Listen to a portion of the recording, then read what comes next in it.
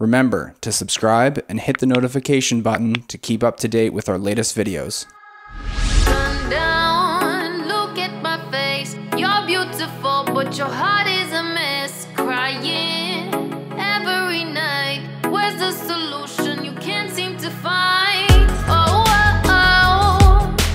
Fighting your demons, trying to make it out alive. Oh, oh, oh. Fighting your demons. We are the same. We are the same. So scream out fight every day. And now.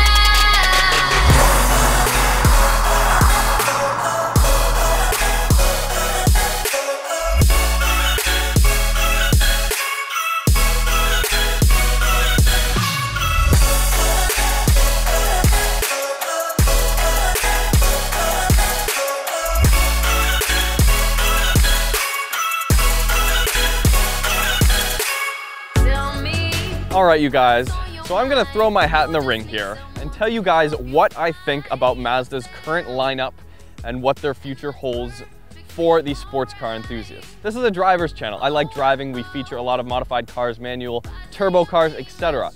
So here's the deal. This is the brand new 2019 Mazda 3. Frankly, it is a great car. We just reviewed the manual transmission version of this car a couple weeks ago, and this is the all-wheel drive automatic version. They don't actually sell the manual with the all-wheel drive, which leads me to a few thoughts. Now, behind me is a 2008 first generation Mazda 3. Now, Mazda made this as a Mazda Speed 3 with a turbocharger and a manual. It wasn't all-wheel drive, it was front-wheel drive, from 2007 to 2013. And they had a lot of success with that car, minus a few reliability hiccups. Now, the enthusiast inside me wants to look at this car, the amazing interior, the great driving dynamics, and honestly, how seamlessly this all-wheel drive system works with this chassis.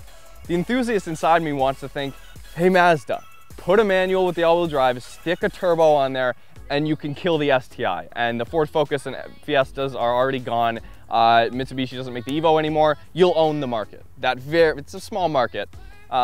But here's the deal. Mazda has already said they're not doing that. They have no interest in turbocharging this new Mazda 3. It's a shame, but here's the deal. This is my little conspiracy theory I've got going on here. So they have the MX-5 RF, great driving sports car, a dedicated sports car, but it's not like a track car. It's not about the lap times. It's not very fast. It's fun, but it's not fast, right? Toyota just came out with the Supra, okay? And there are rumors circling that Mazda is putting together a new rotary powered dedicated sports car, which would be a lot of fun. So if that is the case, if that rotary car is real, then I would much rather Mazda just put all of those resources, whoever's working on the MX-5 RS, whoever's working on the MX-5 RF, get those guys to make the RF and this new rotary powered car and just leave them do their thing and just leave the Mazda 3 as it is. It's a great commuter car. But again, this all hinges on them actually making this new rotary powered sports car. If they're doing that, I mean, that could really take on the Supra. Well, I mean, what does Mazda have right now that can take on any of those, you know, mid-range $40,000 to $60,000 sports cars? They have nothing. They really have nothing. So let me know what you guys think. I hope that's what Mazda is doing, but this all hinges on whether or not there is a new RX-7 on the horizon. I hope so.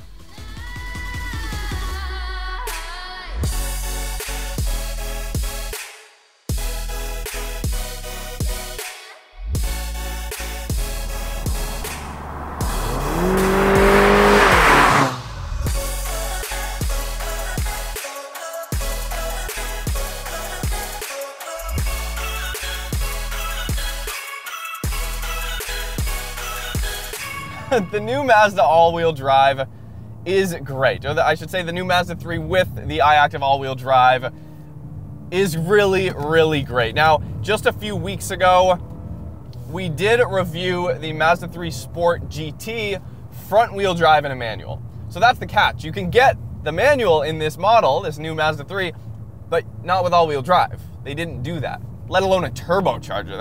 And they've already said that they're not doing that. So Everything about this car, if you want a great daily driver, this is, again, is an enthusiast perspective, but if you already have your fun sports car, this is a great daily driver that still has the core driving dynamics that make a car engaging to drive. It still has those dynamics. It just doesn't have the manual in combination with the all-wheel drive, in combination with a turbocharged, like 250 plus horsepower engine. This is the biggest engine you can get in the new Mazda 3. It is a 2.5 liter naturally aspirated Skyactiv engine, putting out 186 horsepower. If you get the base stripped out model for about $21,000 Canadian, you get 155 horsepower, which is absolutely not enough for this car in any scenario. It's just not. Even the 186, it's good. It's enough.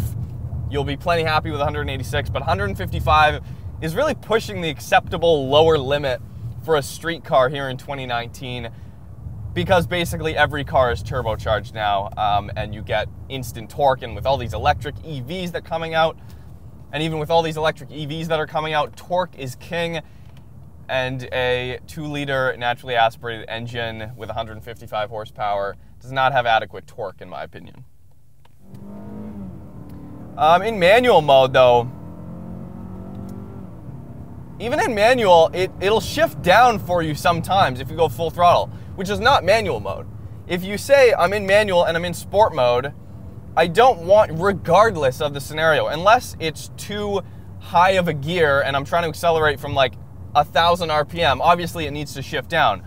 But I'm talking when I'm already at 4,000 RPM or 3,000 RPM, 3,500, somewhere in there, and I put my foot to the floor, it'll shift down automatically. And I'm like, no, I don't, I don't want you to shift down. That's why I shifted the shifter over to the left into manual mode. So little things like that, kind of frustrating. It's like, if I want to do a pull from 4,000 RPM, let me do that.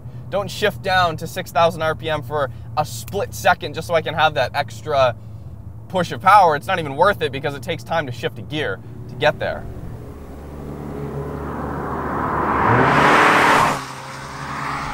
So don't get it twisted. Just having paddles does not mean you are in full control of this transmission. The computer is still doing, to a certain extent, whatever it feels like in various driving conditions, even if you're in sport mode. So I have been using radar cruise control a lot with this car, mostly because I'm lazy. When I'm driving an automatic car, getting out of my MR2 for a week, I get lazy. I enjoy driving automatic every now and again. So I have noticed it does do a couple of funky things, or it has in my experience at least, with the radar cruise control. And what I mean by that is when I set the speed and I'm going along and then the car in front of me disappears out of the way or something like that, or I momentarily disengage it and then I put it back, sometimes it'll kick down like 4 gears to like 5,000 RPM for no reason. Literally for no reason. It'll kick up, or it'll kick down like 3 gears to a crazy high RPM and then immediately kick back up to 6th gear to cruising. It's like it's anticipating that it's gonna need to accelerate again to catch the car in front of you or something, but I have the cruise control set at pretty much the speed I'm going, maybe 3 kilometers an hour above. The computer kind of has a couple hiccups in terms of the radar cruise control. By no means is it unbearable. It's totally usable. It's great. It functions as it should for the most part. And it's really tough to explain what it was doing, but it had unnecessary kickdowns in the transmission. That's the best way I can put it. But see, like, if I'm already at 3,500 RPM, which is like pretty much peak torque, and I floor it, sorry, 3rd gear. So I'm in 3rd gear at 3,000 RPM, and I put my foot to the floor. It kicked down. I didn't tell it to kick down. I'm in manual mode, in sport mode, and it kicked down for me. Please don't do that, Mazda. You gave me paddles for a reason. It doesn't need to shift down, so don't. Just let me do my job.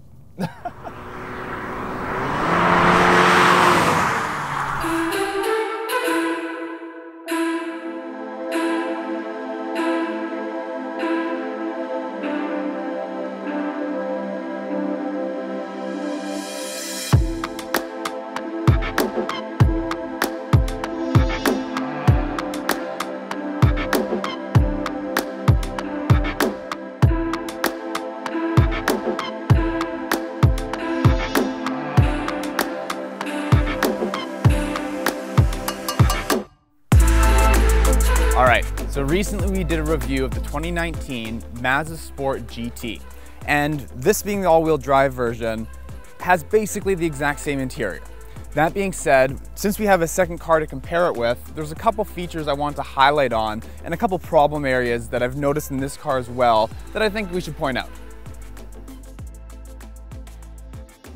All right, so like I said before, the interior of this car versus the 2019 Mazda3 Sport GT is basically identical. One thing that is different on this car is the color of the leather. Now, I absolutely love the color that they went with here. That with the black, it looks absolutely amazing.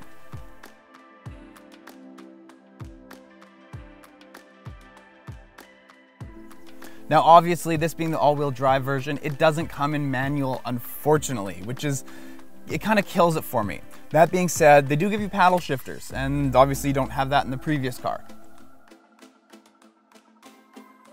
Something I did point out in the previous Sport GT review was the piano black and how easily it gets scratched. Now, with this car, it's no exception. And again, it's a brand new car with only a few thousand kilometers on it. And as you can see, the piano black is already getting scratched up. So in a couple years, it's gonna look not the greatest. But again, overall, I have to say, I'm really happy with what Mazda's done. The actual new interior design looks amazing. Everything is very easy to use, and just the overall layout is just beautiful. So if you want to know more about the interior, make sure you check out our previous review of the 2019 Mazda3 Sport GT, where we go into a lot more detail about all the actual features that they offer.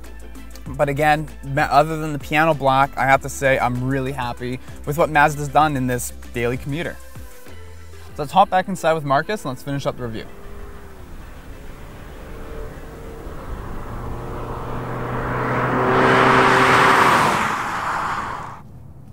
So does Mazda need to prove a point with this car to the enthusiast crowd? No, granted they bring out the next RX-7 of the world, maybe to compete with the Supra and things along those lines. If they do that, then this is your ultimate daily driver. This is a great companion in the winter months, in the rain with this all-wheel drive system. It drives phenomenal. I don't think you can get a better car for the money. Throwing it out there. For a four-door, either sedan or hatch, depending on what you want, I don't think you can do better for the money. I mean, Mazda knocked it out of the park with this interior, as we said, with the Mazda3 Sport manual review that we did. This one's the exact same on the inside, has the leather trimmed seats, leather trim package, all on the interior here, just a different color. It looks great, it feels good, and you can really sense that if Mazda were to put the time and the effort into turbocharging this engine, putting the manual in the all-wheel drive version, they would have an amazing car. They would probably have the best new hot hatch on the market, hands down. But they don't need to do it. I don't think they need to do it. They need to focus on their time, and their effort is better focused, in my opinion, on the MX-5 RF and continuing to improve that platform as they have been doing. And then hopefully in the coming years, coming out with another, fingers crossed, rotary powered dedicated sports car. Focus on the sports cars. If you're gonna focus on the sports cars, focus over there and then just make this the best daily driver automatic you can. That's fine. I have no problem with that. So that's my take on Mazda as a whole right now, or at least their kind of lower tier models, the MX-5 RF and the Mazda 3.